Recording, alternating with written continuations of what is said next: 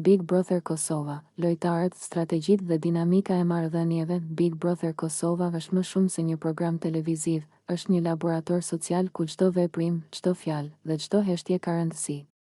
Një nga aspektet më interesante të sezonit të fundit është mënyra se si lojtarët ndërveprojnë me njëri tjetrin dhe si strategjitë e tyre personale shpesh reflektojnë thënjet e famshme të diturisë popullore: sa më shumë i largohesh, aq më shumë bëhet budallaq.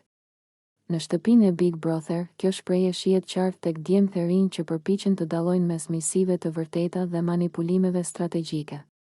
Ata që nuk janë të lidhur emocionalisht me të tjerët shpesh duket se humbasin kontrollin e situatës dhe bëhen të lehtë të manipulueshëm.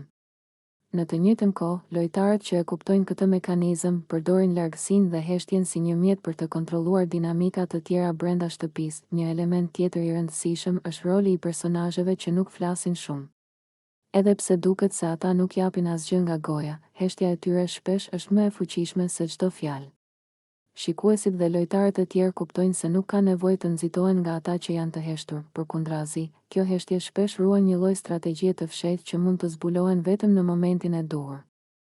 Kjo krijon një tension të vazhdueshëm në shtëpi, sepse lojtarët nuk dinë se çfarë po mendojnë apo si do të veprojnë. Big Brother Kosova nuk është thjesht një lojë e njohjes dhe eliminimit, ajo është një pasqyrë e marrëdhënieve njerëzore, strategjive sociale dhe psikologjisë së grupit. Sa më shumë të përpiqesh të kontrollosh një situatë, aq më shumë të jepet mundësia që të bëhesh budallaq në sytë të tjerëve. Kjo është mësimi kryesor që shfaqja ofron: mbajtja e qetësisë, vëzhgimi i situatës dhe strategjia janë më të rëndësishme se fjalët e menjëhershme dhe emocionet e paralizuara. Në fund, shikuesit ndjekin Big Brother jo vetëm për dramën apo eliminimet javore, por